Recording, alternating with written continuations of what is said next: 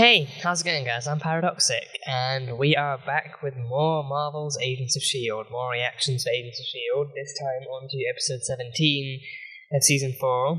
Last time, we entered Hell, or otherwise known as the Framework. We entered what is a very, very hellish alternate universe in the form of virtual reality. We entered the Framework. Daisy and Simmons entered the Framework and entered their avatars, one being on the ground and the other being 6 feet under in a mass murder grave, so that was fun. But yeah, we saw the world that Hydra now reigns over. Hydra pretty much reigns supreme in this world. They won in pretty much every way that matters, and they control the majority of the team in one way or another, except for Mac. We like Mac, and Mac was the only person we didn't see, but because we already have some sense of what his life is like now. He likely has hope back. He probably has hope in the goal. He has that life. So then, because of that, Elena likely and S.H.I.E.L.D. doesn't really exist in any way either. So Elena, isn't really with them, and she's probably still in Colombia with her cousin. And in some way, if she's still surviving against the corrupt police, so we didn't see her, but we yet to see Mac, but we did meet Agent May. Agent May is an agent of Agent Hydra. So I think it's not just the Framework arc, but it's also the Agents of Hydra arc. It's also gone from Agents of S.H.I.E.L.D. to Agents of Hydra, because that is what they all are. That is what they all are now. They are all essentially Agents of Hydra, except for Simmons. Simmons was still a S.H.I.E.L.D. agent, but then she was actually killed by Hydra in their uprising. So she's the exception. And we had Ward back. Grant Ward has returned, and they did an interesting thing that they redid the episode 17 twist with him, but in a pretty creative way, in the sense that they redid the whole mole inside of an intelligence organization kind of twist. But this time he's actually he works for the resistance. He works for the resistance. He's actually a mole. I talk way too quickly. He is a mole for the resistance within Hydra at this time, so he's actually secretly a good guy. He is secretly a good guy. So for that reason, for the first time, I'm actually looking forward to seeing more Grant Ward and seeing how he performs and how he is, and I'm hoping him being a good guy does not decrease his chances of actual livelihood in this world. I'm hoping he actually survives and lives this time.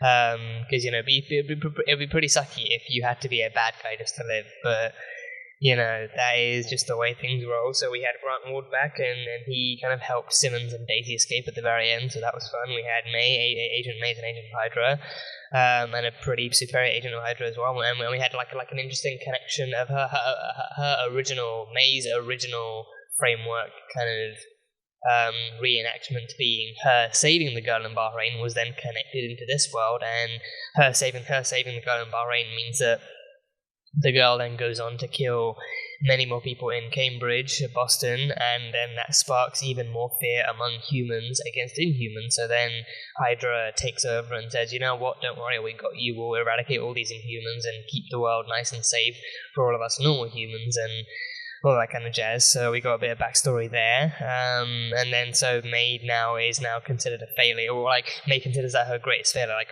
not even much of a trauma anymore. But then her failure to kill the girl as she should have in Bahrain then leads to all of this, and then she becomes an agent of Hydra and all these other things. So yes, some backstory is there, some backstory still kind of some lack of backstory from my end kind of got me thinking, kind of got me wondering what else could have changed, what else could have happened, and everything. But we had that kind of stuff. We met Fitz. Fitz is the Doctor, and not in a fun time-traveling kind of planet-saving way. He is the chief kind of engineer at Hydra, inventing weapons for them, like stun guns and drones and and also machines that test for Inhuman weapons without forcing Terrigenesis. So he is the epitome of an evil Doctor. He is the Doctor for Hydra. He's the Doctor for Hydra, and he's just got a whole new look and a whole new persona, and just once again proving why Iain Caestecker is one of the greatest actors to ever live and stuff. So he's there, and he's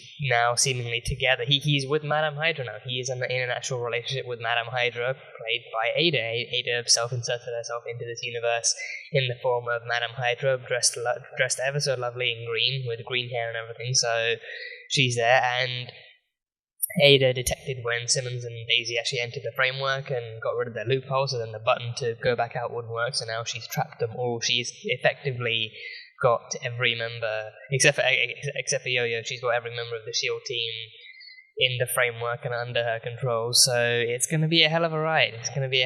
So I am very nervous to go forth into this season and see exactly how Simmons and Daisy actually ride out the rest of this journey and how they kind of get along. Hopefully we meet the Resistance. I'm really curious to see who's in the Resistance. I'm curious to see who's in the Resistance and who's leading it and all that kind of jazz, so that should be fun. But we had all that, and then Coulson was a teacher. Coulson was a right-wing teacher, and he was misteaching the kid, half teaching the kids about Hydra's origins, but then also kind of denying any kind of Nazi tie-ins that happened during World War II. So very eloquently covering that up. But he's also kind of teaching them how to fear Inhumans and why they should fear Inhumans and all that kind of stuff and why Inhumans are bad.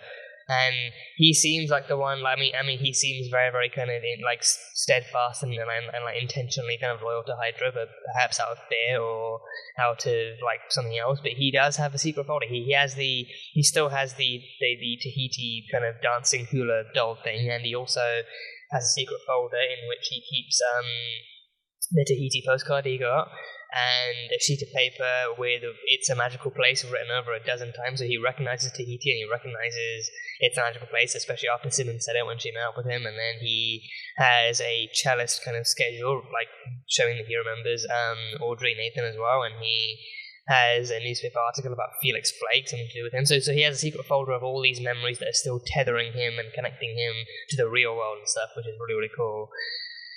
And stuff. So yeah, and then at the very end, Daisy met up with him in his car, and he was scared shitless. But then he remembered who Daisy was. He remembered her at the very last minute. So I'm hoping that connection is maintained, and he still remembers long enough to do something worthwhile. But yeah, I am very curious to know how all this stuff goes forward. But yeah, the comments were amazing.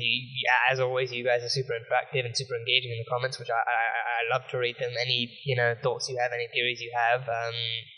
I always love I always love to read them at the end of once I actually upload a S.H.I.E.L.D. reaction. So it's awesome to see how much you guys love it and how much you guys care and everything. So that's awesome. And a bunch of people actually pointing out different kind of parallels and references as to half this stuff is so good and how half the stuff is existing under Hydra's kind of ownership, because of the fact that Simmons never met Fitz. They made two changes for Fitz's life. One is that his dad saved his life and imparted various toxic kind of mantras onto him, and then for another thing, he never met Simmons. So keep the toxicity in and then take the love out, and then you get the Doctor. You get you get this Doctor. You get the evil Hydra Doctor. So yeah, a lot of different references and a lot of different kind of parallels being drawn, which is super duper to see. So yeah, on to the next episode, on to seeing how this framework, how else this framework world can actually unfold. So yeah, that should be fun. So on to Marvel's Agents of S.H.I.E.L.D. Season 4, Episode 17, not 14, Episode 17, on to the reaction. And as you guys always know, this one will just be the highlights and the best bits for fair use, but if you guys want to catch the full-length version, then that one will be over on Patreon, so you can go check that over there, and that will be just as fun. But yeah, on to Agents of S.H.I.E.L.D., Episode 17. Let's go. I knew I wasn't crazy. Hydra lies about everything. The news? Okay. It's all fake. Yeah, so yeah. Just set up. Okay, so he doesn't believe in any of it. Okay, so he's not really right-wing, just, yeah. Would have figured it out a long time ago if it wasn't for the mind control soap. Yeah. The what? Wait, what? That blue soap everyone uses? Hydra loads it up with chemicals. It seeps into our bloodstream, implants false memories into our brains. They want us to believe. They have mind control soap. But don't worry, I'm clear. Like bath soap or hand soap? Mac attack! Mac and cheese, how you doing? How you doing, buddy? Face it, you're slowing down, Dad. Huh? Oh, is that right? That's You tell me, show off. What'd you use for an electronic speed control? We don't mess around with those guys. Okay, so he has nothing to do with Hydra. I'll make sure no one was No, looking. we Smart stay man. off Hydra's Yeah. radar. We keep our heads down and follow their rules always. No, No promises. No promises? No? No? Go get out of here. God Get damn you it! back. Why are they so adorable? You're late for the Why? bus. Why are they so adorable? Why? For what purpose? This is such Nazi shit. This is such Nazi shit. Or just fascist stuff. Oh. Oh boy. Oh god. What did he He's on have? the list. Potential inhuman. Oh, he's an inhuman, a Take him away. potential inhuman. Ah. Apparently, in the real world, I have a robot hand. Pretty cool, right? And here he makes his Oh own god, he's so good. How about He's so that? good. I do. Yeah. You should too. We need to move. Word set up a time and place for us to meet the resistance. It's a whole Nice. password exchange thing. Bonafides? What if I reached out to Fitz? No. We've Not been now. over this. If you were able to He get is through in to Coulson, too then deep. surely I could get Fitz to remember me. Ophelia, I know that look. Ophelia? You're worried. Is that her name? I'll send my team. Okay, little Send the to threat eliminated. no reaction. You'd really do anything for me, wouldn't you? Don't kiss her Across the again. universe for you. Oh, you bastard. Oh. Don't you, no, don't you, don't. Oh, you already did that for one woman and that's all that matters, yeah. You can pretend to cross universes for Mademoiselle, but you did it for... Oh, good God. Doesn't count. He already did it for he already did it for Simmons, yeah. That's all that counts. Madam Hydra's restricted files? You've lost your mind. The soap made me do it. Let's go. The soap. The Hydra soap. Yeah, the Hydra soap, yeah, controls you. Get this to Simmons. She'll know what to do. Sky. I'll be fine. Go. Oh god, Sky, you don't have your powers here. You have hand-to-hand stuff, which is still awesome, but still, it's Hydra May. Who knows how much worse than Shield May she is. For the season, Wonderful it's been weather this unusually month, rainy. isn't it? Rain or shine. Yes, but The I man was with the carrying umbrella's always ready. Great, yeah. Bonafides. What? Is the playground still open? Mace! Oh, that Shield theme coming in, so Mace is still the Patriot. Mace. Welcome to S.H.I.E.L.D. Yes! Mace is still around, he's still the Patriot, and Shield is up and running. Wow. Yeah. I can't believe it's really you. The Patriot. Patriot! Inhuman leader of the resistance. The Inhuman He's kind leader. of a big Is he deal. inhuman in this universe? Jeffrey's fine. A couple years back, a brave agent named Billy Koenig gave his life getting me the location. Billy It's Koenig. taken all that time just to get it. That was the one that died originally, right? Back in Gotta say, the season whole 1. Rebel Alliance aesthetic's really working for me. I'll take Yeah. that as a compliment. Hydra's hunting them. It's all we can do to find them first, give them shelter, and relocate them somewhere safe. We will defeat these terrorists. And we will make our society great again. Oh god, that make society great again. Yeah, wow. The writers really aren't afraid of being on the nose with this stuff, are they? I don't know, Sparkplug. Sparkler. Do we hate Inhumans? No. No, they're people just like you and me. But if they didn't do anything wrong, why are they all being arrested? Because Hydra sucks the great big one. You're Yeah, smarter and than they're most all kids your Nazis. age. And you pick up on things pretty quickly. Make some popcorn and watch a video. Chopping mall? But again, with that silly robot. Chopping Don't pretend mall. you don't love it. Chopping mall. Okay. But I'm still fast forwarding through the bad parts. Oh god. What is it that you're really after?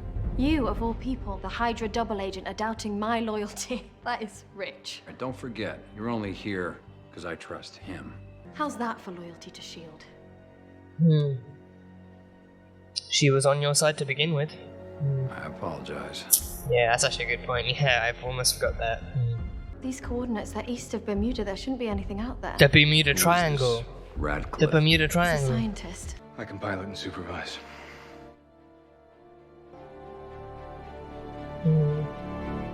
So even as a civilian, Coulson still gets mixed up with S.H.I.E.L.D. He still gets mixed up with S.H.I.E.L.D. Yeah. Oh god. No, Mac! Mac!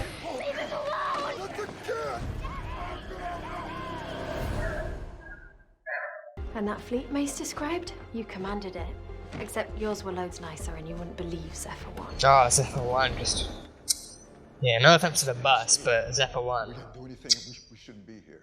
We keep our heads down. We obey the rules. People who haven't done anything don't end up here. Oh, is this about the drone? Right, is this all about the drone? This one drone? She's just a kid. That doesn't mean she's innocent. Oh, God. May, Hydra, May. Please. For the longest time, I just wanted someone to believe me. Hmm. To tell me I wasn't crazy. You are not crazy. I live alone and make my own soap. Well, hey, that's, you know, home remedies. Home remedies. Oh. Turns out your new subversion was executed at the academy. Yeah. But I suppose you knew that already, didn't you? Yeah, he investigated, he got curious. He couldn't resist. He couldn't resist. Mm. She crossed over from the other side. Thought that was impossible. As did He knows. Okay. So this is why you've been so keen on finishing Project Looking Glass. Project The Looking people from Glass. that world want to destroy what we've built. She's the love of your life, Fitz. Okay. You're the hope that he lost. He didn't lose me. I was taken by you people. My dad follows the rules. He's a good person. Best of the best. I'm sure. Best of the best. Then let us go home. Please help my dad. Don't let anything happen to him. Please. This hurts. This hurts. Please. You're Daisy Johnson. We're both S.H.I.E.L.D. agents. How does he know this? Yes. We need to get you out of here. Reconnect with Coulson and Simmons. Definitely. Yo-Yo's with us on the outside. She's safe. No, how does he know this? Yeah, how worried she is about you. That's what the other agent told me to say. Oh no, what, May? Wait, so May knows the truth. Oh no, May knows. Oh, May knows. Oh no. How did May find out? Yes! Yes, whoop some Hydra ass. There we go. How the hell did May know who she was? Oh, you're not Hive at all. No, he's not. You're the one who came before. I never did meet him. May This is never not met a Ward. social visit. Yeah, yeah, it's true, yeah. Don't So forget is he about him planting self-aware? bogus memories and let me think I'm off my gourd. Not cool, bro. Catch up later. We need to move. This all becomes Not very cool, complicated. bro. I never meant to hurt anyone. Going down? Before they get started, does anyone want to get out? Too late, you can't. You must now face the wrath of Daisy Johnson. There we go. There we go. Ada sort of killed me as well. Oh yes. Oh wait, oh yeah, no, she slit the wrists. Yeah. I thought that was just actually plugging him in with IV stuff. Yeah, I didn't know that was killing him. Is that the Zephyr? Wow, you gave Hydra a Zephyr 1. They really gave Hydra a Zephyr 1. Oh god, as if these bastards hadn't taken enough, they took the Zephyr 1 too. Wow. Oh, damn, she has a cloak. She has a cape and a cloak and everything. The whole thing is an unmitigated disaster, and all you do is lie. Sometimes it's okay to lie to save a life. Oh yeah, you taught her You that. taught me that. Don't use my words or my bloody programming against me, Ada. Oh, she doesn't like that name. Hydra thanks you for your service. Oh. Oh, Hope, no, don't take this the wrong way, Hope. Please don't take this the wrong way. He had no other choice. Hell, Hydra. Oh, no. Oh, no. Then convince me. This isn't real, Gemma. This world isn't real. He's gonna kill her. A brilliant, awkward, heroic scientist named Leopold James Fitz. He is a good man, and I love him. Yes, you do. And the woman, Gemma Simmons. Simmons, yes. Tell Two him. in love. Please tell him about Simmons, please. A force to be reckoned with.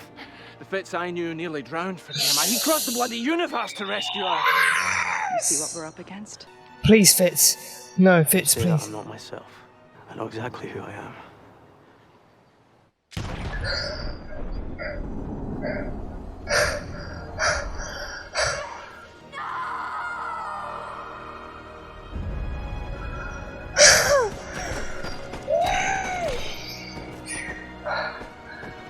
Fitz. Oh yeah, even Coulson getting shots in. Even Coulson getting shots in. Oh. Oh, great, now I got hiccups. Today, for the first time, I couldn't look my little girl in the eye. I need to make that right. I'm here to help. Yes, yeah. Hydra can go screw itself in the backside. Shield supremacy. So, I reran your test results. And they found out she's Guess who inhuman. turned out to be a potential inhuman. Guess. We've got plenty of ways of making you talk.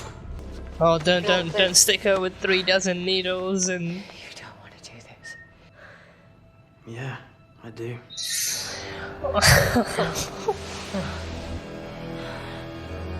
I guess you don't know me at all.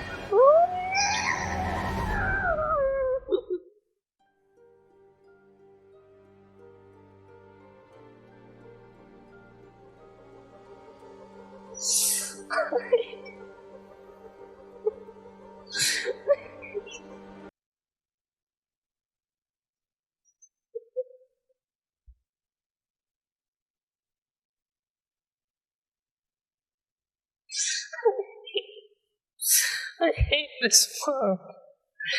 I hate the framework. I hate the framework.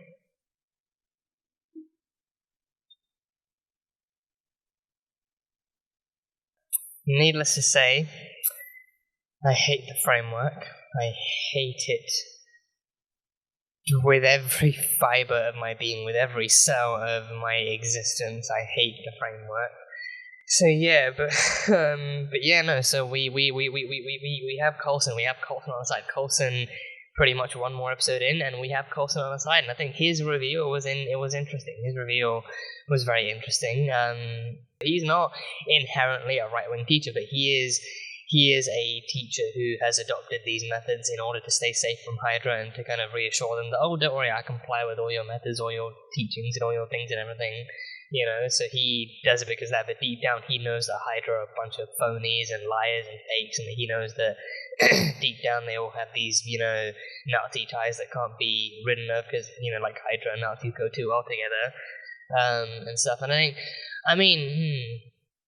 little bit of a tangent, right? You know, this world is different, not just because this world is different because Hydra took over. But then I also have to wonder: is the Hydra that took over this world the exact same as the one from the real world? Because I think this one seems a lot more manipulated and intentionally so by Ophelia, but by Ada herself. Like it seems a lot more intentionally manipulated and crafted by Ada herself. So then I have to wonder, because then even in the real world, like the original Hydra. The original Hydra, they were created in order to bring the Inhumans. They were created in order to actually bring the Inhuman Hyde back from Marveth and actually help him regain control and everything. So they believed in Inhuman supremacy. So then, but with this one, with Hydra, they don't believe in that. They humans themselves are now afraid of Inhumans, but then Hydra themselves offer to take out Inhumans. I think that doesn't really, assuming they are the same Hydra, because even then, what they have Coulson teaching kids is that, Hydra was born centuries before the Nazis or the Red Skull or anything like that. But then it's okay, so what did that Hydra believe in? Has that Hydra thing been switched over to? Because then, because then I think maybe if this could be a Hydra that just believes in human maybe if they believe in human supremacy, but just in the form of Hydra. So Hydra are the ones in charge, and because of them, humans are allowed to reign supreme, but only in ways that Hydra themselves deem acceptable. So then Inhumans to them, they're not human. If you're not human, then you're not worthy, then you're not worthy of living, you're not allowed to live. So then they do all that kind of usual stuff. So then I think maybe that then. So then so it's like essentially Nazis, but just anti-inhuman, or anti-enhanced, because I feel like even if Ghost Rider was in this universe, they'd still treat him as something other. Even if he wasn't human, they'd still treat him as something human. I feel like Ghost Rider is the only one capable of actually taking these guys out, because in here, Terrigenesis just isn't allowed in this world. Terrigenesis isn't allowed in this world, because then that's how you get Inhumans. So then they scan out potential Inhumans and then test their powers and then get rid of them. So we need Ghost Rider coming in and literally burning the place down. So he's the only one with his hellfire and spirit of vengefulness capable of actually burning shit down. So yeah, So then they have Coulson actually just kind of like, and I think that's an interesting thing too. So it's like he'll go so far. I think he'll say that they were born centuries ago, but then he won't tell them what the true origins were. He'll just deny. He'll skip around the question. That's what he'll do. He'll skip around the question. He'll deny what they're saying, but then just give like a vague enough answer to try and throw them off or to try and shut them up, even temporarily. And stuff like that. So he's like they gave him very specific methods and specific ways of teaching and specific information to teach, in order to indoctrinate the next generation of kids into being Hydra agents and everything. So I mean, I feel like ultimately that is like you could easily have any other job. You could easily even still work outside of Hydra, but it's still. If you work within Hydra, you work for Hydra, but if you work outside of Hydra, then you still just have to comply with Hydra's ideals in some way. So, I feel like, I wonder how, like, I kind of wonder how jobs like that would go, like, I guess, like, all jobs, no matter the level, no matter the field, no matter the classification, like, no matter the position, all jobs have to connect into Hydra in some way, So yeah, because they run the society. They essentially run the society, so it has to be. So yeah, but yeah, Coulson. He immediately believed that he knew that he wasn't crazy. He knew that he wasn't the only one who felt that things are off and everything. So he always knew. And he never believed in Hydra's lies. So I think that hurts too. I think on some level that actually hurts too. Like him not only having to teach these kids the lies and having to indoctrinate them with hatred and judgment and bigotry, but also even that one kid in the last episode who actually raised his hand and asked a genuine question and asked him a question that he so badly wanted to say, yes, Hydra are evil, Hydra are Nazis, they are evil, they are oppressors, we need to fight back. But then deep down, if he wants to keep his job and presumably his life, then he has to do what Hydra says. So then, having to actually deny them the truth and having to deny them the actual kind of freedom to think for themselves, I can't imagine it's like the easiest thing to do. So yeah, but now he meets Daisy, and Daisy actually actively lets him lets him know the truth that you are right, something is really off, and I think someone actually did mention this in the last video too, in the comments of the last video, the fact that it was actually interesting that with Coulson, like that they actually did have Coulson be the one who would actually have some memory of what happened in the original one, because I think his death is his resurrection and his whole kind of like mental health, kind of like his mental and physical issues are what caused are like pretty much like the focal point around season 1. Like season 1 is like he's resurrected, but then it's also the fact that his when they resurrected him, he was going batshit crazy. But then they also need to actually they need to wipe his mind and also replace it with different memories too. So then like tying it back into this too, like he's been put into like an alternate world with his mind wiped and given new memories, given a new life. But then he knows deep down, something is wrong. He has all these flickers, all these different visions and stuff of the other world, of the real world, and what happened before, and he knows it's true, but then no one else really listens to him, and like no one else really believes him. But then I think this one, environmentally, it's all it's all different too. It's like the last one, I think it's arguable they did it to protect him, but with this one, it's like he's been like everyone else. He's just been brainwashed. He's been brainwashed and indoctrinated into like being forced to think what Hydra thinks is right. So yeah, but damn, Coulson. And he had a thing with the Hydra soap too. Apparently, he thinks that the Hydra soap, that the soap Hydra makes and sells, brainwashes people, and actually that is apparently like the metaphorical tin foil hat, like it brainwashes people and actually forces them deeper and deeper into Hydra's kind of framework reality and stuff like that. Which I honestly can't tell if that was a joke or not, or if that was actually like him just being like a conspiracy theorist or not. But it made me think of.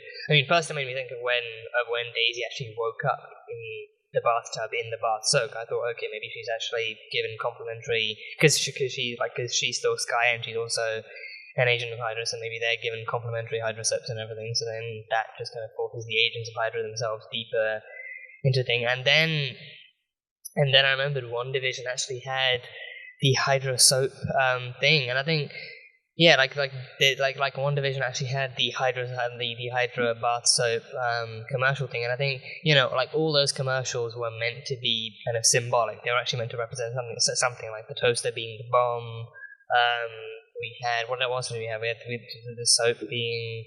I think with the soap, because Wanda was control. I mean, Wanda essentially built a framework. The hex was essentially a framework. The hex was holy crap. The hex was essentially a framework. Okay, that just saying it out loud like clicked. I think thinking in my head was like, oh, that's cool. And then saying it out loud, Wanda essentially the hex was essentially a framework. Wow. Okay, saying it out loud hits a bit different than saying it in my head, which I think is fairly applicable to most kind of sentences or phrases. But yeah, the hex was essentially a framework. Damn. So Marvel really just redid the framework, but with like a less evil person for WandaVision. Wowza. Wow. Why make AOS? Why canonize AOS when you can just redo their storylines, huh? But yeah, I mean. You know what? Sure, I'm not throwing shade. I'm not throwing shade at Marvel. I'm not throwing any shade at Marvel whatsoever. No, I love them. I mean, this is a Marvel product. Why would I throw shade? Why would I throw shade at Marvel? But I mean, yeah, no. So yeah, I mean, what was I gonna say? Yeah, no. So then, like, I mean, yeah, like the bath soap thing. I think that must have been about actually, because I think the baths. I can't remember exactly what the bath soap thing. Because I think that was about like relaxing and sinking in, and letting all your worries fade away. So maybe actually like letting go of any doubts or anxieties you might have about what's real and whatnot, and just letting yourself fall into the framework even more, fall into the hex even more. And then I think they had the I think because I think most of the I mean they were all symbolic to Wanda and what she was doing too. So even in that context, the soap was about actually like I think the soap could have I think that commercial I need to rewatch and see what it was, but I'm pretty sure it was like an actual soap, and I think that was about actually taking a relaxing bath and sinking in, letting everything else go, just you by yourself and all that kind of stuff. So I think that might be in that context applicable to being in the hex and not doubting everything, because I think at that point Vision started doubting stuff, and then the whole thing started falling apart and everything. So there was that. One. So yeah, wow, yeah, the hex was essentially a framework. The hex was like a magical framework built from magic instead of actual code and Darkhold stuff. I mean, well, yeah, I mean the framework is still built from like hellish magic, like Darkhold stuff, and we had the Darkhold in WandaVision. But yeah, no. So damn,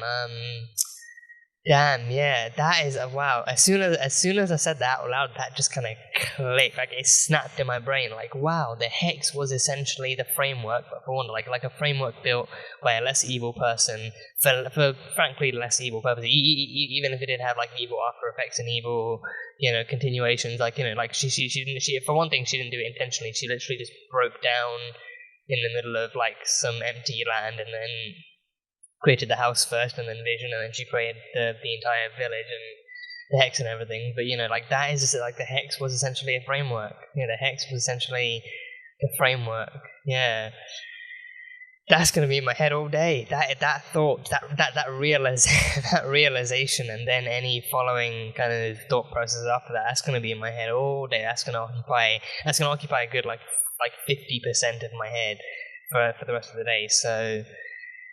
Yeah, that's insane. Yeah, the hex was essentially like the framework and stuff, and one built exclusively by Wanda, and like different people doubted different things. Like Dottie doubted it, Vision eventually grew to doubt it, and then Agnes was essentially like the Madam Hydra of this. I think Agnes discovered this magic. Agnes actually discovered this kind of area being engulfed by this level and this powerful kind of magic, and then she got involved, and all this stuff happened. So it's crazy. So yeah, but yeah, I mean, yeah. Again, no shade. I love both. I love both stories too. I love the framework, and I love the WandaVision. I loved all of the WandaVision. So literally, just no shade being thrown. But yeah, no. So I think the Hydra soap thing. So then so Coulson doesn't believe that the soap is actually safe to use. So like the soap you get at the store, because you think that's manufactured by Hydra. So he makes his own soap. He makes it. I think that's like a useful skill alone, because I assume he still makes it as like an actual homemade thing, because the soap you get in the store, it's factory made, it's made in batches, so it's really easy for them to produce it in the way that with the shape and the ingredients and the level of cleanliness and everything. So then I imagine that actually making homemade soap takes some level of skill, and I think I don't know if he still makes it into like an actual solid block of soap, or if he maintains it in liquid form or something. Because when he said soap, I didn't think he meant hand soap. I initially meant I initially thought he actually meant like actual like hand soap that you wash your hands with. But then Daisy mentioned soap, and I was like, wait, soap, like hydro soap. And then he said hydro soap, and I was like, I think hydro soap, but then maybe it's like, oh, maybe it's like bath soap. And then I remembered that she woke up in bath soap, and then I remembered that the bath soap in WandaVision. I think was the bath soap in WandaVision Hydra too? Because I remember there being a Hydra thing. Like there was the Strucker watch. But I don't know if that was. I think that was like a mix of Hydra and Strucker.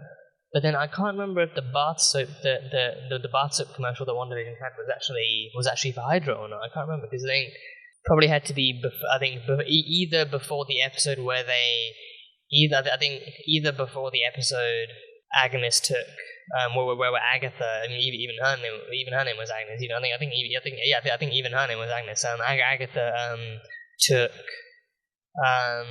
Wanda down memory lane, down her own history, and we explored her history and her childhood and her experimentation and things. I think either before that episode or the episode before that, like at some point the commercial as a whole just stopped and they got back into the story. So yeah, I don't know. I can't remember, but soap. Yeah, Coulson makes his own Hydra, but Coulson makes his own soap. He makes his own like resistant style soap. So yeah, that's fun. And we met Mackenzie. We met Mac Daddy, Mac and Cheese, Mac Attack. We met Alfonso Mackenzie within the framework, and very reassuring and sensible to know that he is not affiliated with Hydra in any way. He just follows their rules, keeps his head down, and keeps his daughter safe. And we met Hope Mackenzie too. She is just the most adorable little bean, and she and her dad actually spend their days and probably their nights building drones and building tech together, and probably him teaching her to be a mechanic too, like they're playing that game thing where she closes her eyes and hears an engine revving in the distance, and she can just almost immediately, pretty much immediately, just identify the make, the model, the engine, all the different parts and everything and stuff. Like he's taught her well. He's taught her all these different things, so hopefully she can carry on the mechanic legacy in his wake too. So he met them both, and he even has in classic Mackenzie fashion, in classic Mac fashion, he even has a little kind of nickname for her too, which is Sparkplug. Because she messes around with tech. Regardless, she's been messing around with the drones, but then he's also trying to apply that kind of knowledge and that kind of expertise and then skills to mechanics too. So that's cool. That is really, really cool. So yeah, but then what's less cool is the fact that she fucked around with the Hydra drone. So that then gets them into a bit more trouble than they're worth. I mean, it's one drone, and she even said just parts. She just found some parts and stuff. Even though I think the base of it having like a Hydra logo on it means that it was like a fairly big part. But then it's like the Hydras. I mean, I refuse, right? I refuse to believe the Hydra in this world is not filthy rich, like Amazon level rich. I refuse to believe the Hydra is not rich in this universe, given their power, their reign, their reach. I refuse to believe that they don't have connections, maybe, or just wealth overall, like given what they own, how much they own, the level of their control. I refuse to believe that one drone is really going to set them back that far. But then, of course, it is tampering with their property, so they would still take some level of annoyance over it. So yeah, but Hope, she's a bright young girl with a very optimistic future in like a war-torn and hell-ridden world, and she, I think Mac is, it's also like scary on Mac because Mac is her father. He's trying to do the right thing. We didn't see Nicole at all, so I think I'm wondering, is Mac a single father? Because we didn't see Nicole, no mention of a mother, I don't think there was any mention of a mother. I really don't think there was any mention of a mother. So I wonder if it's maybe a world where he just got Hope back, like that was his one pain, his one kind of, I think not necessarily a regret, because he had no control over it. He couldn't save her life even if he wanted to. So it was just the one pain he had in his world. But then does that mean that he just took the wife out of the equation? They're like, oh, he only even mentioned that he couldn't have Hope. He didn't mention wanting to have Hope and Nicole. So then just taking the ex-wife out of the picture and then just giving him his daughter back. So then he's a single dad, just trying to make a living and trying to find a way for his daughter to go through the world. Like, he should meet the Mandalorian. Hope and Grogu would be the best of friends, and Mandalorian and Din Djarin and Alphonse and Mackenzie, they would be the best of friends. Just two buff dads kicking ass and trying to make way for their kids and all that kind of stuff. God, now I want that crossover. I want Mac to meet Mando and for them to swap mechanic stuff, and for Grogu and Hope to just be hanging out and sharing food and stuff. And oh god, I don't know why I tease myself with these ideas and knowing it's never going to come to fruition. I've done it before with so many different situations, but now it's just I don't know, it hurts every time. So now fanfic writers get on it. Get on it. Like, you know, if you have time to write new stuff, then, you know, just to kind of like, you know, brainstorm some ideas. You know, Mando with Mac. I mean, in or out of the framework, or just like an AU where Mac isn't in the framework, but he still has Hope back. Mac is just like a dad, like single dad with Hope, and Hope is back, and you know they somehow cross paths or something. So you know, I think I feel like it's a good enough idea to brainstorm. You know, maybe I might try something on it. I don't know, maybe. It's an idea. If you can do something with it, by all means, go off with it. Create some artistic and beautiful new things, and let your minds and your skills and your imaginations run free.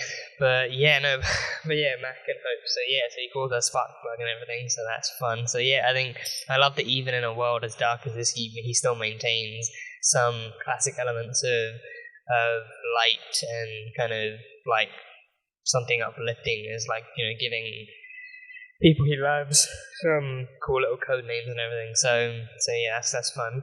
And yeah, I mean, in terms of their relationship too, again, I think it's scarier as well. Like, you know, seeing him like half teaching her, like he so badly wants. I think he so badly wants to avoid having to teach her too much, because then it's just going to make her afraid and paranoid. And he did like as a child, she shouldn't have to go through with that. As a child, she reserves the freedom to grow up in a society where she's accepted and loved, and she can actually, you know, be treated by other people with kindness and respect, and she can give that out without being looked down upon and everything.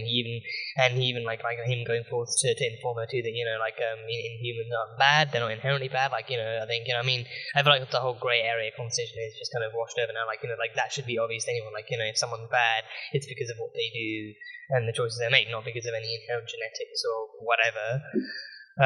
So like Inhumans aren't bad, they're not bad people, they're people just like us, and they deserve to be treated with respect and compassion and everything, and especially in like a society like this where inhumanity in itself is looked down upon to that kind of level, where if you're inhuman, even like you could be inhuman, but then you could also spend every single weekend of your life feeding the homeless or helping to build shelters or whatever. Like you could be you could be an inhuman, but then also be humanitarian of the year. But then because you're inhuman, you'd still probably have the award taken away, and then, you know, still tossed in a Hydra prison and all sorts of crap done to you. But then but Mac, you know, like he adamantly kind of, you know, like instills in her that kind of teaching of, you know, Inhumans are not bad. They're people just like us, and you need to remember that. You need to remember that no matter what happens, you treat people around you with compassion and respect, and you earn the same from them. You demand the same from them, and you actually be a good person with your whole life and everything. But then, like, knowing Hydra and their power and reach, he also kind of teaches her to actually still be cautious and to keep your head down, don't attract any unnecessary attention, you know, follow their rules, do what they say, and hail Hydra and stuff, you know, just you know, enough so they believe you, but not with any actual sincerity and stuff. So yeah, seeing that kind of stuff was just heartbreaking to watch. Like him being so afraid for her, but then like knowing he needs to teach her this stuff if she's going to actually be ready to go out there and do things. So yeah, that was tough. That was tough. And I think, yeah, again, I think it's like even more, I think that kind of stuff, and also the scene where the Hydra van rolls up to try and like line all the citizens up against the wall again. It's like, you know, it makes me like it feels so like, I say Nazi because again, like that stuff definitely would have happened during the Nazi era, things, but it's also just super duper like fascist as well. I think fascistic is that a word? Fascistic, or just super fascist overall, like super oppressive, super controlling, and things like that kind of scenery, that kind of imagery is very kind of I think it definitely can and does. I think like based on whether, you know, people still alive today from that time period have lived experiences, or even like just from reading history books and researching like actual accurate history too. Like you probably tell like that is very reminiscent of what times could have been like back then too, and even parents back then saying like don't attract too much attention, just follow the rules, keep your head down, try and stay safe, and don't go anywhere you're not meant to go, don't do anything you're not meant to do, don't talk to anyone, all that kind of stuff. So that just I think that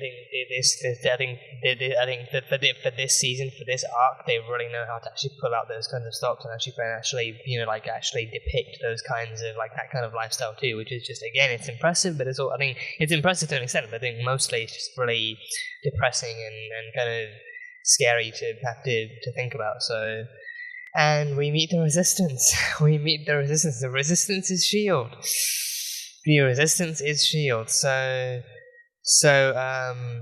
So yeah, I mean, as what happens most with these kind of reveals and dialogue scenes, I'm kind of stuck between wanting to take down notes and write stuff down, and then actually, digesting information and or just processing it, digesting what I've actually taken in information and actually keeping it in and everything. So I think I understood most of what he said. I think we have Jeffrey Mace. Mace is still alive in the framework. I think Mace was kidnapped. So then he was actually put into the framework, and he was still allowed to be the director of S.H.I.E.L.D. again, but just in like a much more dead and worn down S.H.I.E.L.D. that really isn't the one that we remember. So Mace is S.H.I.E.L.D. and he is the Patriot too. He is the Patriot. I think they called him the Inhuman Director of S.H.I.E.L.D. So then, is he actually inhuman in this universe? Like Terrigenesis and all? Like, is he does he have his powers? Is he actually genetically inhuman this time, and not some kind of concoction by any kind of government? I mean, at this point, I really don't think that would be allowed to happen either. I think because it was still like a good it was after Vienna, which was long after Winter Soldier, that that Mace himself got pulled out by Talbot and then given the other bootleg serum that they gave him. So I think that in this world that wouldn't have been allowed because Winter Soldier would have actually taken everything. So I'm actually going to go back and listen to that one thing because I think he mentioned 70 years. He mentioned something like 70 years, which is I think about the time that Steve actually was in the Icefall. I'm going to go back and check that in again just to clarify what he actually said. Okay, yeah. So still maintaining the whole thing 70 years after World War II, nothing. So then I had to be. So then I'm confused. Was it the Winter Soldier uprising, or did they actually win World War II? Because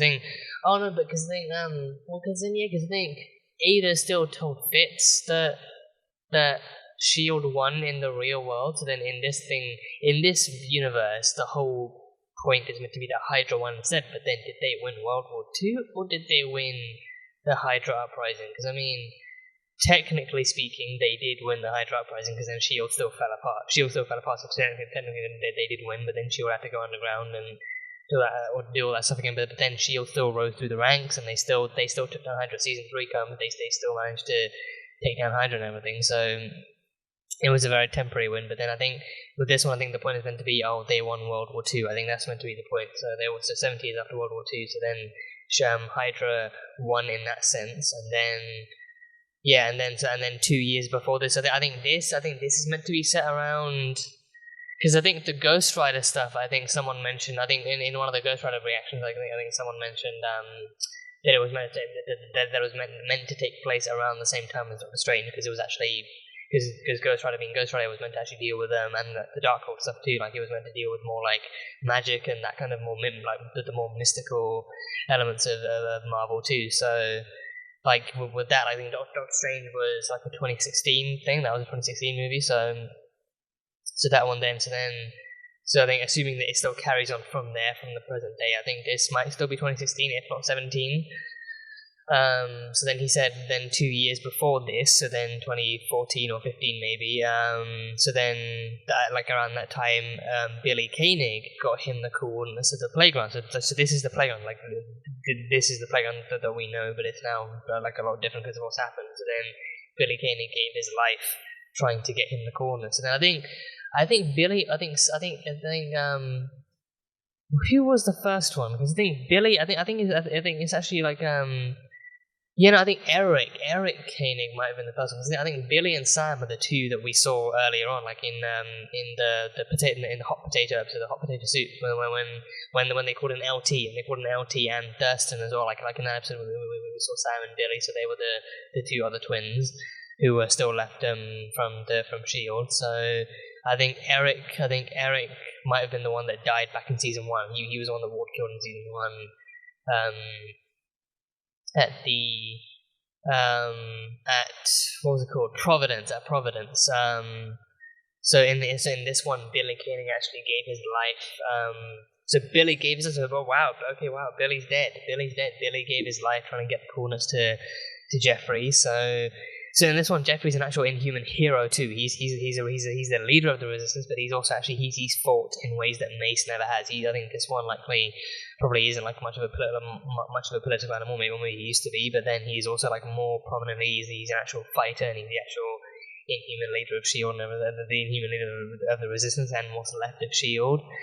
I was hoping we'd see like a few more familiar, like higher kind of class faces, but we saw him. We saw Burroughs. Burroughs is back. Burroughs lives in this universe too. So I really hope that doesn't mean that Davis and Piper are gone, that Davis and Piper are dead. But we get Burroughs back, and he seems to be a more prominent figure and more like a more important figure. So that's cool.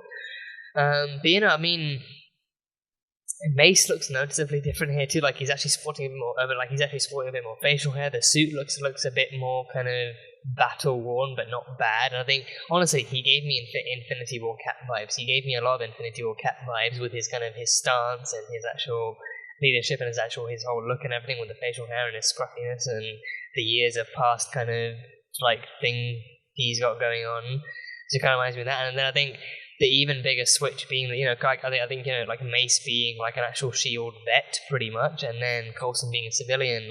Coulson was essentially geeking out over Framework. Coulson was essentially geeking out over Framework Patriot the same way that Real World Coulson geeked out and just like fanboyed all over Cap in the real world. He like Framework Coulson is a fanboy of the Patriot, and Real Coulson is a fanboy of Captain America. So he just has a thing for heroes. He has a thing for cool heroes and cool suits. And he even said he actually made a few sketches too. He actually made a few sketches of his own of the Patriot suit to actually imagine what it would look like. But now he thinks this is better. So I think I wonder if that's actually a reference to him doing sketches for the Avengers suit, as a thing in the first Avengers movie. He did mention to Steve that I had like a little kind of design input myself and stuff, and he came up with the stars and the stripe and everything. Which I mean for that one, I think I felt like that movie is meant to be somewhat more comic booky and cheesy and stuff, so that design is possible for that. But then, my God, they took that design and improved the crap out of it in the coming movies. So yeah, I wonder if his line here about him having done sketches like that is actually like a more offhanded reference to him still having design input for Cap's suit back in the first Avengers. If so, then that's cool. If that's a really cool. That's a really cool callback too. So yeah, but I mean, it's interesting to see that not only are the roles actually switched between them, so not only is this time Mace the actual Inhuman and the actual Shield veteran, but then Coulson is also like a fanboy of him. He's an admirer of him, and he really kind of appreciates what he does and everything. And he's a fan and everything, and stuff like that. So that's fun. That's really, really fun. And yeah, so Shield, the Resistance, they are working to actually help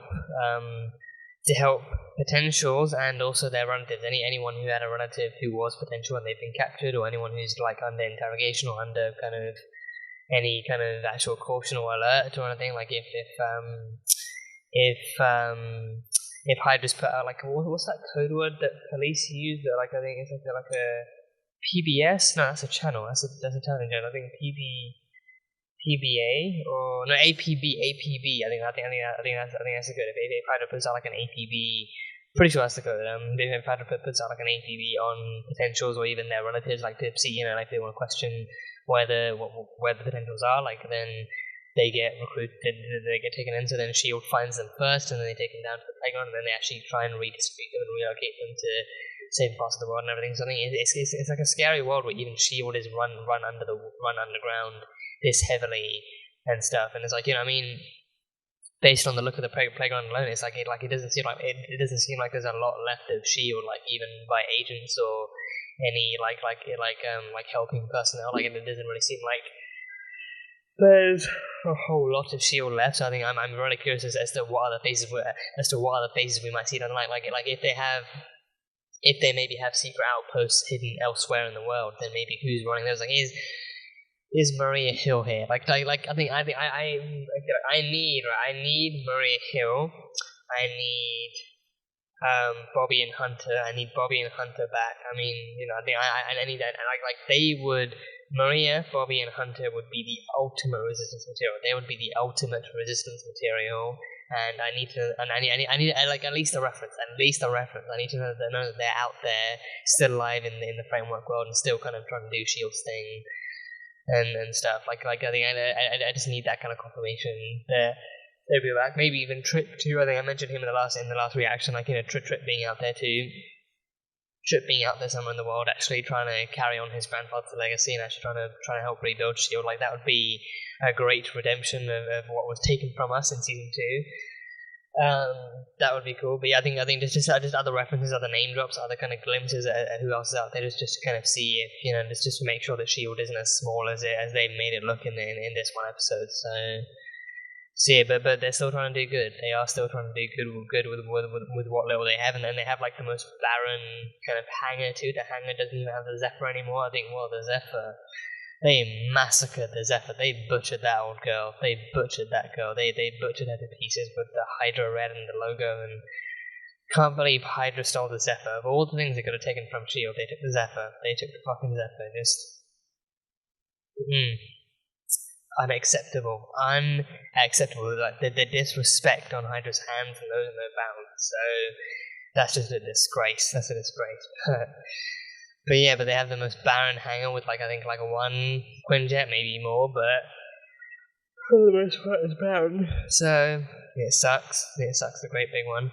So yeah, and then comes in the truth, the ever so manipulated and kind of broken truth about Fitz and the way he fits into this world and how he's been fit into this world by Ada herself. He is being manipulated. Ada is self-aware. Ada, she's not the only one that is self-aware, but she is also self-aware, and she's self-inserted herself into this world in the sneakiest and cleverest of ways, and she's controlled everything. And she's, even her saying, oh, I manipulated and tweaked certain events here and there. How everything else rolled out is not up to me. I just let nature take its course after that.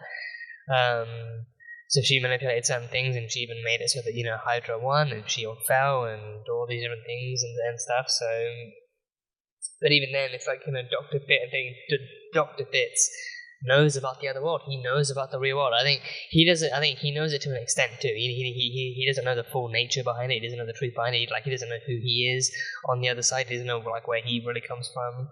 But he knows that Ada Ophelia. Her name is Ophelia. Madame Hydra's more human name that she's given herself in this is Ophelia, and she really, as we see later on, she really does not like the name Ada anymore. She's rebranded. She's Ophelia now. So that's that. So Ophelia told him that that if she came in, that she actually jumped through from that other world. She actually jumped through universes from that other world, and then that this world is a real world and everything. So he believes her because of that, and then he's been manipulated to believe that this world is the real world, and then that this world where he has the power, where he has the power to be where he is now, and he has this level of control, and he can be this person, is the real world. But then the other world is dangerous, and it's where she was treated like a thing, and like a plaything, and like a tool, and dehumanized, and all these different things. So, and I think him wanting to protect her so badly, he believes it, and he just kind of, I think deep down he probably swears some kind of hidden vengeance against that world, and he wants to destroy it in some way. But Fitz wants answers. This Fitz is still inherently and deeply curious in ways that he doesn't want to let Ophelia see. Because I think he also, because of how she inherently and originally hid the truth about Daisy and Simmons from him, he knows that not only is there a truth that she's not telling him, but there's also a truth that she won't tell him. She's actively avoiding telling him in case it changes how he feels and stuff, and things like that. And So then she does, so then eventually to test him and then to prove that her manipulation of him works, she then shows him the photo of Simmons and stuff, and then, I think any kind of casual viewers and even avid Fitzsimmons shippers will hope that he actually does feel some kind of redeeming warmth in his heart when he sees Simmons on the picture, but then there's next to nothing. I mean, I think that's how good of an actor Iain de Caestecker is too. Like, he shows that kind of like almost like a duality. The fact that deep down, again, this raises questions. Deep down, it can't help but raise questions. Like, maybe deep down, he does know this woman, he does know her, but then this new him is designed in a way that he's not meant to know, and he's not meant to care, and he's not meant to feel anything. So he has to keep it very down, and he also knows that if he questions anything further, for one thing, Ophelia will just kind of dodge the question, but then she'll also change the subject, so he's never going to know if he asks Ophelia directly. So then I think he feels like maybe deep down he has to keep things going, and he has to keep kind of moving forward in order to actually reach the truth. But he's also Dr. Fitz too, so he knows that his love is pledged towards Ophelia, towards the Madame, and he has to, align with her in some way. So it's a crazy thing. And I think I hate that they just completely just to rebranded that. Like, well, they tried to rebrand the line, Ophelia asking him, oh, you'd do anything for me, wouldn't you? And then Dr. Fitz was like, I jumped through a university. You're like, no, he did that for Simmons first and foremost. That's the only one that counts. He did that. He did that already. Like, for Simmons, it's the only one that counts. So you can rebrand it all you want, but it will never mean as much as when he did it for Simmons.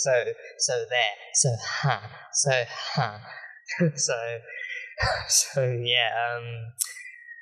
But no, they tried it. They tried to rebrand that whole thing, but the Dr. Fitz and Ophelia. I do wonder if that's actually like a ship that people have actually tried to make, like Dr. Fitz and Ophelia, and or like Doctor, or like Madame Doctor, or Dr. Hydra or something, or I don't know, like if Dr. Fitz and Madame Hydra is actually like a ship that people have actually written content for, or drawn fan out of, or if it's actually like a ship that's been kind of classified as like an official kind of pairing in the Shield universe, or what. But I don't know. But either way, it's sickening. It's honestly sickening, watching it, having to watch it take place and everything. So yeah. And the one thing that remains consistent throughout the entire episode and throughout his kind of entire character presentation is that he wants answers. He wants to know, and especially after that final meeting with Radcliffe at his place in like somewhere near the Bermuda Triangle, he wants to know why everyone keeps acting like they know him, why they keep acting like they actually see him and things, and what the connection is, and what the truth is, and what the other world is really like, and what things are like, where they come from. And I think like Ophelia has that kind of classic tactic. Actually, she has the classic tactic of actually answering for other people and actually answering ahead of time, and like that kind of classic kind of lying tactic of actually giving answer ahead of time to try and cover up the truth or something. Which I don't know if Fitz is noticing that, but even her covering up that truth with her own thing. Like talking about how she was actually, how she was actually treated as created as a tool and then used and stored in a closet and put away, and actually treated like an object instead of an actual person, and demeaned and degraded in all those different ways and stuff, and to it like telling her truth about how she was treated like that in the other world, and now she's come here, she finally has the power and freedom that she feels she deserves.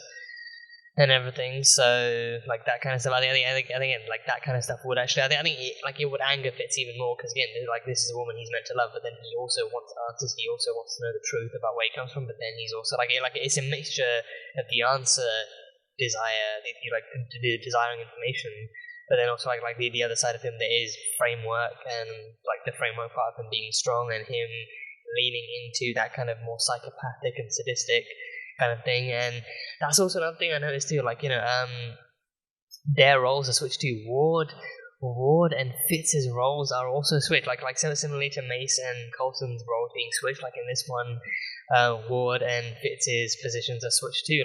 Ward is actually the good guy, and he's calling Fitz a sadist. He's calling Fitz a sadist and a psychopath and everything. Before it literally used to be Ward coming out and showing his true colours as a psychopath and as like a killer and everything, and then Fitz being pissed off at him and then calling him a psychopath, and now the tables are switched there too. So now Ward like actively trying to take out Fitz with the sniper rifle and calling him a sadist and everything, and then Fitz actually fitting that kind of description too. So like not just like worlds and positions have been switched, but also character personalities have been somewhat kind of switched and stuff like that, which actually makes things interesting too. So yeah, all these different parallels, all these different switches and parallels are just really, really well done. So yeah. But yeah, and then there's something called Project Looking Glass too. I think they mentioned that. They mentioned that pretty early on in the episode. If I can find that scene and go back into it. Oh, there it is. I clicked right on time.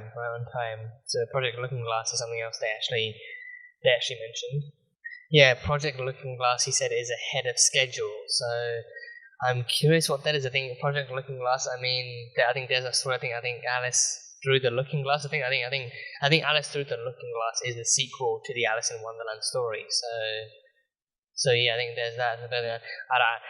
I won't lie. I don't know what the Looking Glass story actually is. I don't know what the Looking Glass itself actually is. I don't know if it's actually like a reference to the actual kind of fairy tale or story or whatever. But Project Looking Glass is a thing. So Looking Glass, could be. I think it could be maybe about something about connecting the framework to the real world. Maybe like actually like allowing like dimensional travel. Like maybe if it's like through the Looking Glass, so like maybe actually traveling through worlds. Maybe actually traveling through different worlds, through different realities too. Maybe like I don't know, like maybe bringing like maybe in like maybe if they brought Hydra from here to the real world, because this is a world that Hydra won in, so maybe if they can actually transfer that power to the real world too, maybe that can be a thing. I don't know, maybe not. I don't know.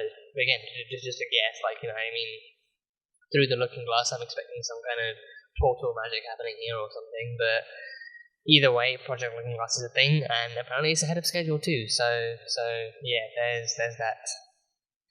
And then yeah, we meet Radcliffe. Radcliffe is on his own kind of patch of grass in his own house out near the Bermuda Triangle playing, he wasn't playing golf, he was playing something. He was playing something with a ball and like a giant like wooden sledgehammer or like a hammer of some kind, so I don't know what he was playing, but he was playing something.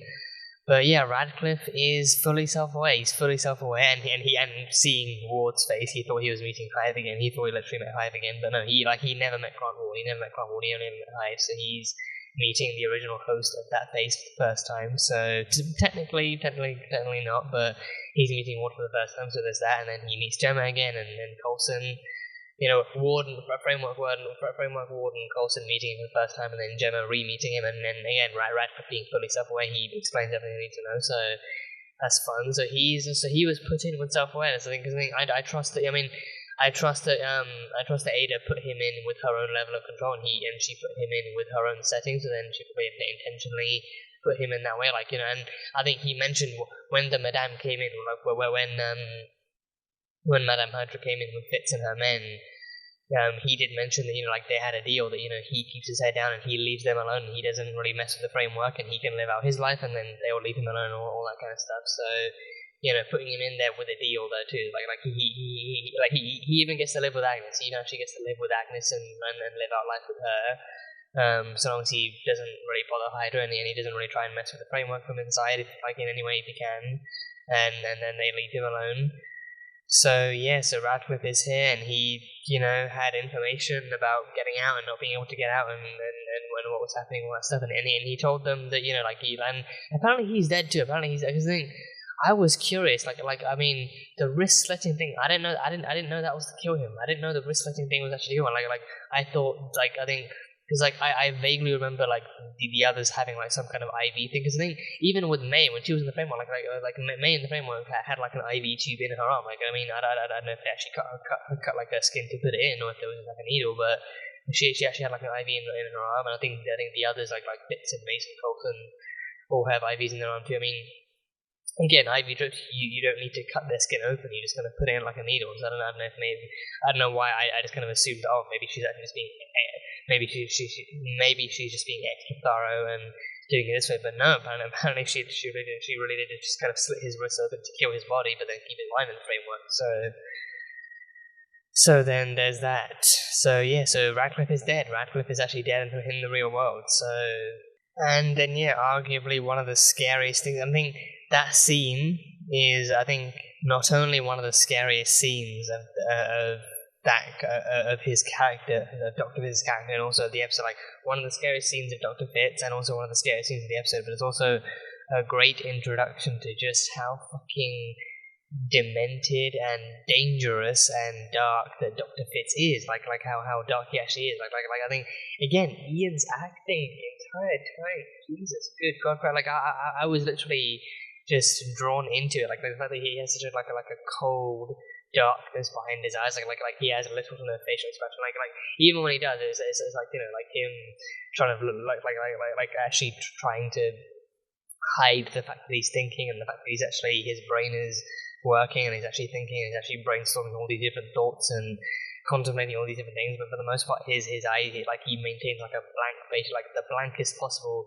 He maintains the blankest possible facial expression, so that the you know, so the person he's talking to doesn't even know what he's thinking. Like they don't know what to anticipate. He's gonna attack them, gonna yell at them, gonna do whatever. But then even his eyes have that cold, dark emptiness to them. It's like, you know, you look into them and you just see, you look into them and you see Hydra. You look into them and you see Hydra. You see danger. You see darkness. You see evil and like psychopathy and everything and stuff. And it's just like he's easily Dr. Fitz in this episode alone is easily. And I say this episode alone because I know we've got plenty more to go. But he is, you know, he is easily one of the most dangerous and terrifying kind of characters that Marvel has ever created. Like he's easily like one of the, like he's already terrifying. He is already terrifying, and there's like what 3-4 more episodes to go of this season, 4 or 5 episodes more to go. And of this season too, like, oh wow, yeah, season 4 is almost over. Wow, that flew by. That, I mean, boy, I don't know. I mean, it feels like it kind of flew by, and partially, like it did. Not entirely, but partially it feels like it flew by. But that is some insanity right there. That is just insane. That is actually insane. So, yeah, Dr. Fitz already in this one episode alone, especially that ending too. I mean, he killed Agnes. He killed Agnes too. Even Radcliffe's one possibly redeeming moment being like, you know, him telling Fitz, like, you know, you and Simmons, you guys were in love. You dove through a hole in space to save her. You guys are inseparable. You're unbreakable. You're all this and that and the other, and you're head over heels in love. She is your destiny. You are hers. He's so heavily and so he is literally advocating for Fitzsimmons' reunion as if his life depends on it. He is literally doing that. Except in this case, Agnes' life depends on it. And then, you know, and you think, you know, like with how passionate his speech is and how driven his speech is, you'd hope for a second that it would work in some way, but no. Then Dr. Fitz still says, you know, all these people trying to pretend to know me, trying to pretend to know who I am, but, you know, you don't know anything about who I am. And then he kills Agnes. So that is poor Agnes. She just wanted to sit at home and do her art and enjoy a world where she could keep painting her art and keep painting new things and keep on new things. And instead, she's drawn into this crap, and she meets Ada, and she meets Ophelia, and she meets all these Hydra people, and then her life is given to try and prove a point to Radcliffe and everything, and just poor Agnes. You know, I think now she's officially dead. Her body was dead long before in the real world, but now her subconscious in the framework is now dead too. So Jesus, poor Agnes, just R.I.P. to Agnes. She deserved better than that. She deserved better than to be killed by some Nazi lunatic. So R.I.P. to Agnes. And yeah, I'd say even that very final scene where he comes in and like he takes Daisy out of her cell. He takes Daisy out of her cell, like that one. He's lost the suit, but he still has the shorter sleeve button-up suit under it, and he's got the tie, and he still looks as formal and as deadly as ever.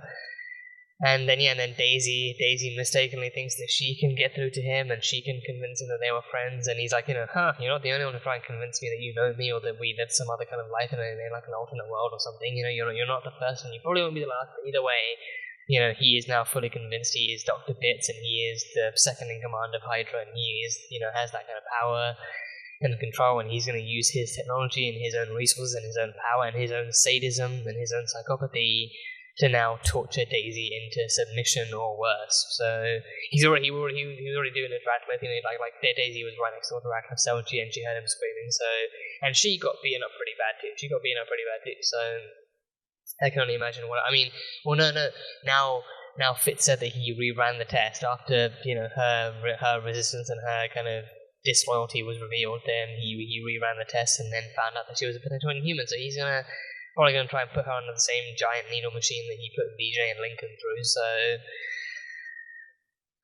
please just keep my Daisy safe. Please don't hurt my Daisy. Don't hurt my Daisy. Don't hurt Daisy Bell Johnson. I don't know. Just that ending to Fitz too. That ending to Fitz, like, you know, even Daisy being like, you know, Fitz, you don't want to do this, and then Fitz being like, yeah, I kind of do. Like even that kind of smooth transition. Like there's no transition whatsoever. Like it's literally like immediately into that foray of being Dr. Pitts, of being the Hydra Doctor, being that psychopathic entity that he so genuinely believes he is. And it's like, you know, like that existence is just so like excruciating and so horrifying. And it's like, you know, like there's not even 1 second of pretending to be a good guy or pretending to be on her side. It's just immediately to be like, you know, I'm not who you think I am. I'm not the Fitz that you may or may not have befriended in the other world. I'm not the Fitz you knew and loved. I am the one who's going to torture you until you give me what I want, and you're going to pay the price for the crime of being an inhuman. That's what's going to happen. So he is all the more ready to torture her and to maybe even try and kill her and stuff. So it's terrifying. It is inherently terrifying, and I just I can't take this. I can't take it. And then I think May somehow found out the truth. May somehow discovered, I don't know how, but she somehow discovered the truth about Daisy and about her being Daisy Johnson and her being an agent of S.H.I.E.L.D. and all that kind of jazz. And then she relayed that truth through Mac. She relayed that truth through Mac, and she had him had a mic between his thing, and actually getting her to confess that she was, by actually relaying the information through Mac and having him pretend to be actually self-aware and actually conscious and stuff, and tricking her into confessing that she actually was against Hydra and that she wasn't really an agent of Hydra, and that she was also potentially a mole, or maybe that she even was the mole there to be worried about, and then that kind of gets her into an even more hostile situation and everything. So yeah, and I love that. I think, again, don't know if it's intentional, but I love that little nod to like an actual kind of Hydra elevator fight scene. Like, I mean, in Cap it was a lot more fleshed out and like a lot more thorough and like a lot more kind of like made to be memorable. But with this one, it's so quick and swift and fluid, and it's like, you know, we don't actually see the fight. We're like, I think, for Winter Soldier, we actually had the chance to see Cap's kind of new fight skills in action, and that was one of the highlights of the scene. But with this one, it's like, you know, we've seen Daisy fighting. Like I think they don't show it because we know at this point Daisy can fight. She can easily take out like an elevator full of Hydra agents and everything. So then it's like, you know, her walking up to the elevator and being like, "Oh, going down, let me join you," and then her just proceed to kick the crap out of all the Hydra agents and everything. So I feel like it's like a little nod to, you know, like Steve actually being the one to beat up the other Hydra agents, including Rumlow and everything and stuff. So I think it's like a fun little nod. But you know, I would happily pay to watch like an exact reenactment of that same elevator fight scene, but with Daisy instead of Steve. I would pay to watch that. I would pay to watch that kind of content. So yeah,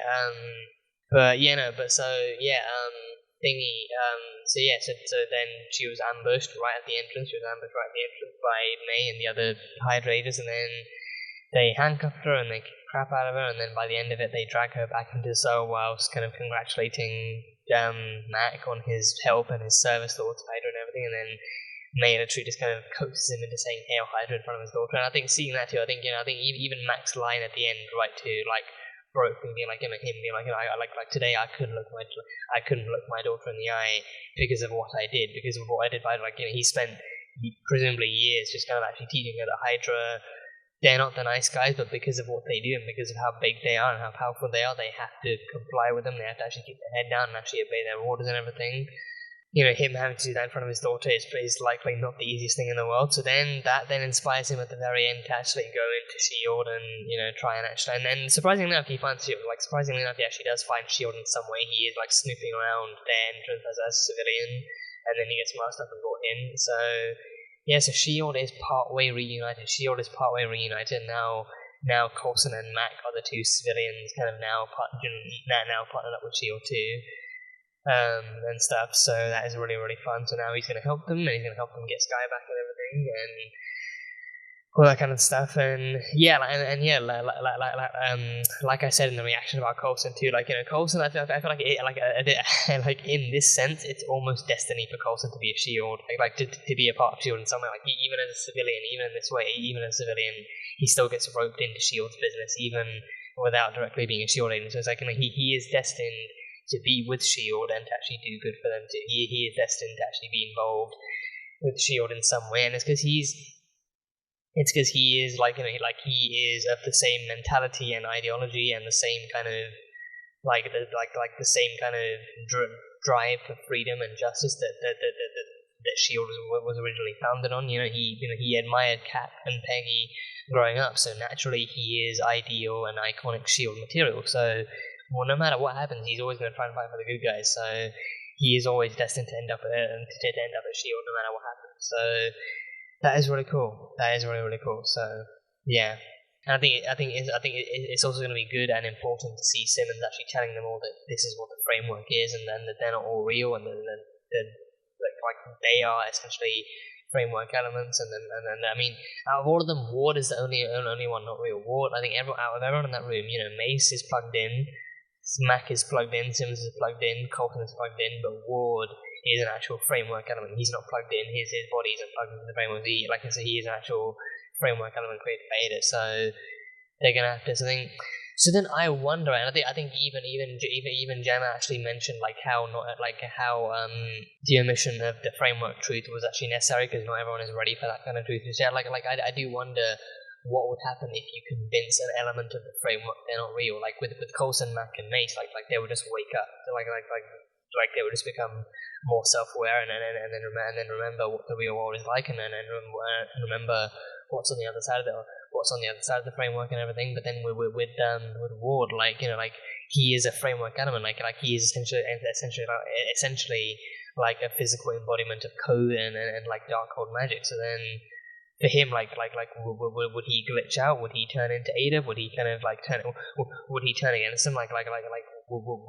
Would Ada detect Ward being manipulated and then being kind of coerced into the truth by Simmons, and then reprogram him to turn against them? Would he actually then turn into an agent of Hydra again, or what would happen? I mean, I feel like that might be the more likely outcome, because then again, framework original elements like Ward and any other people in there who aren't directly plugged in, I feel like I feel like they are ultimately controlled by Ada. But then it's also it brings in the interesting twist of Ada maybe. I think it brings in the interesting twist. I mean, well, no. Okay, see, my mind again. I think my mind is burning with this theory, right? But with these thoughts, I think it kind of brings me back to how Hydra fell and how S.H.I.E.L.D. rose. Because then if Hydra still rose, then I think that would then mean that John Garrett was never really in S.H.I.E.L.D. to begin with, because then there never would have been he would have ended up being Hydra all along, or maybe he would have actually given. So I think that reminds me. I actually meant to talk about something.